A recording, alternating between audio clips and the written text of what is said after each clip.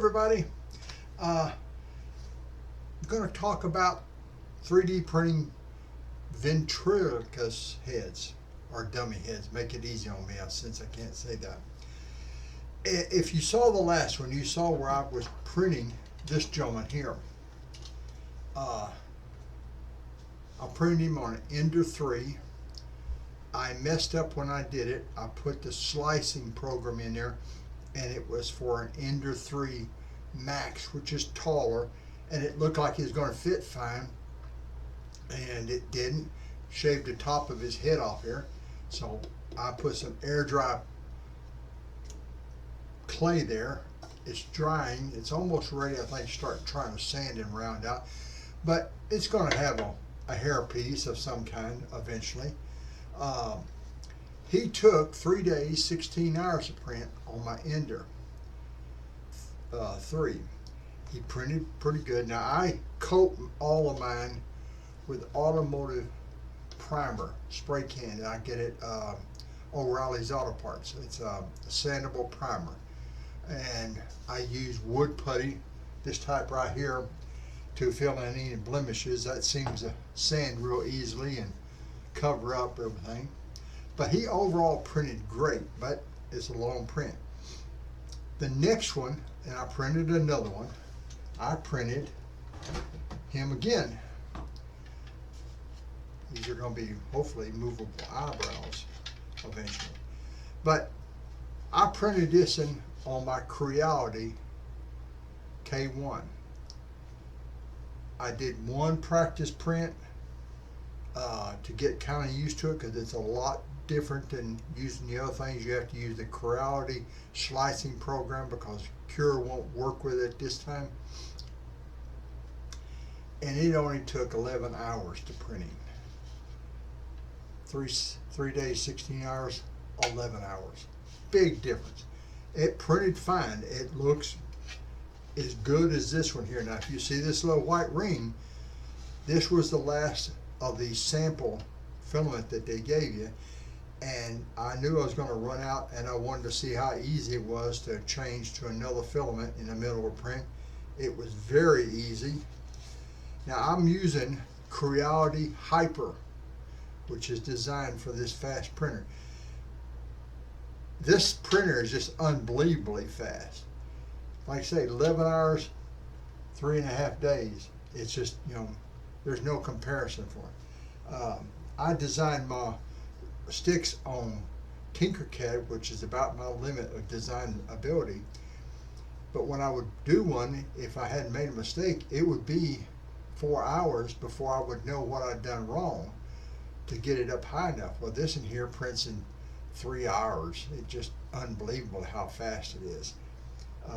Everything in this color here was all printed with my Enders printers. And these gray ones are printed on the Creality. I'm not very talented. I don't have the ability to make this stuff like the designer Kenny Cross does, and other people out there who've done them. I will be printing more of his. I found another gentleman. I'm gonna print one of his that I really like. It just, I don't know if I can ever get what I want done before the end of the page here. But it printed great. And now we'll talk about 3D printers. Now I bought my first thing. It's a good printer.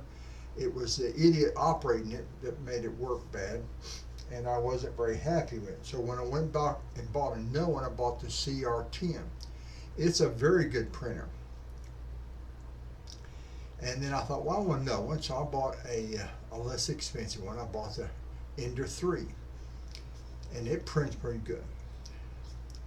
So all these printers require you to almost have hands-on printing. You can't not look away from it. If you start a print, you better be watching it before you get started, because something could come loose, break, and you have to start all over. And you get it started, you go on to work that day, you come back and you have all this spaghetti out and a half a roll of filament been wasted. And that's not good. It's, I think some of these printers, 3D printers, have probably done more to discourage people than anything. When I recommended a printer to my son-in-law, I picked out the Ender 3 Max because he wanted to print some high stuff. And it was a nightmare trying to get it to print right. I even brought it over here and I worked with it till I got frustrated. I packed it up and put it out in the shed and out there for about 3 or 4 months, and I brought it back in and worked with it. I had to replace the extruder deal on top. They had a plastic one that come from the factory, and I went and bought the Creality metal one, the little silver one, if you're familiar with it, and that fixed 90% of the problem. The only thing I have with this thing now is it only has one motor that raises the bed up and down, and that's a long ways over to the other side, and you got to keep that rail tight. I had to go back in and retighten the rail and straighten it all up, and it does okay as long as you're printing something in the center. But if once you get too far out past that center, it gets a little wishy-washy. And it's definitely one, when I start it, I'm watching it and I'm making adjustments on the first 2 or 3 runs, travels around, to get it to fit right and to work. And that's a nightmare. That's a pain in the butt.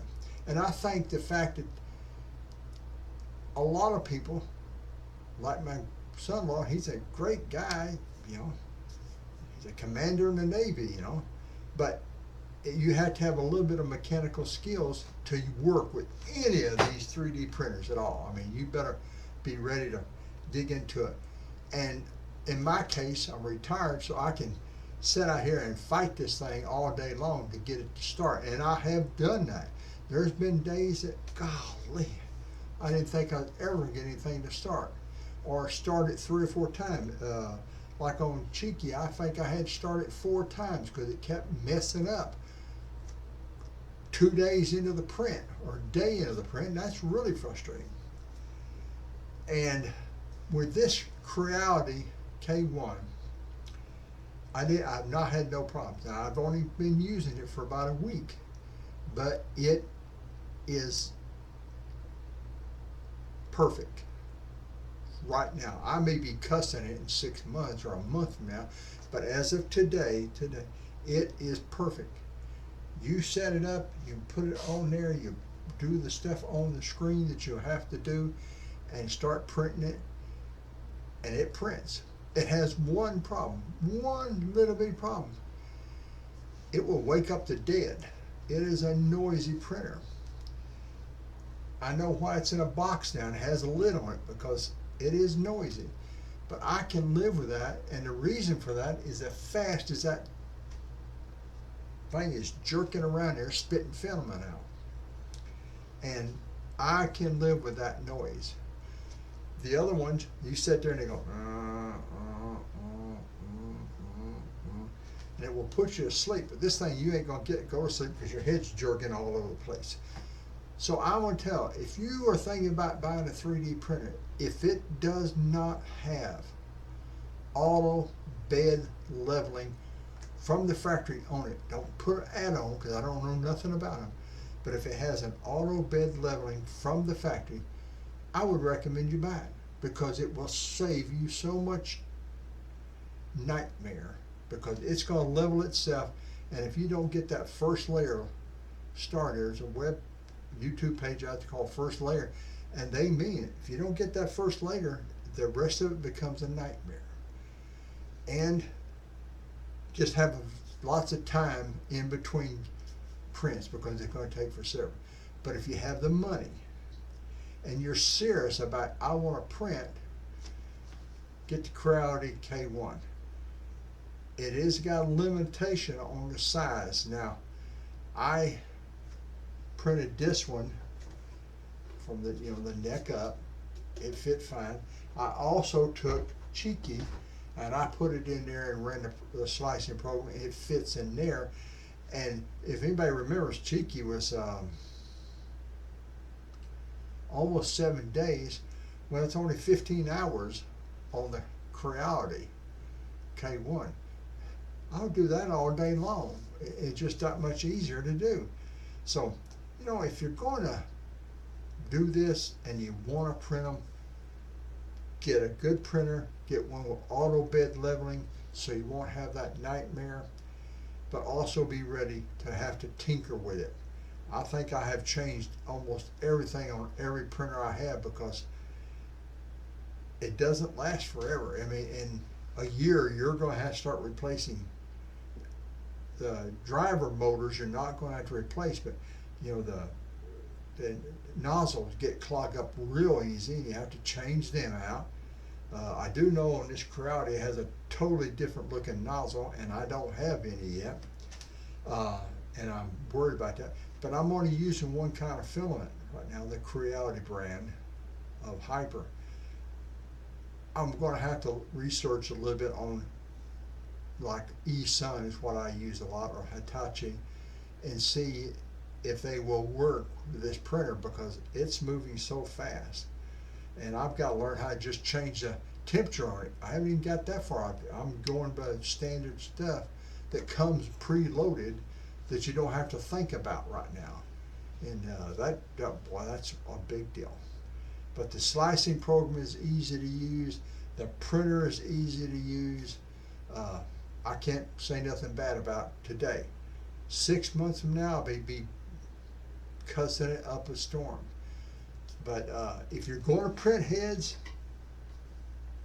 with a 3D printer, just get one with auto bed leveling. It will save you a lot of trouble. And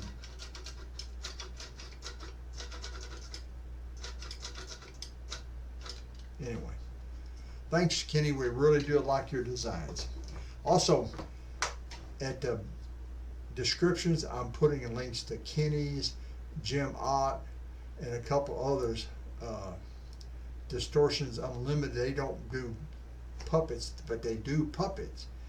You can learn a lot by watching other people, and that's what I do. But if I do it right, there'll be links in the description. If you want to click on it, go to them and enjoy yourself. Anyway, till next time, y'all take it easy and keep making puppets. And anybody has any questions, feel free to contact me. I'm going to put my email address on here. And if you want to contact me, chat, ask me questions, I'll do my best to answer them honestly. But hey, take it easy.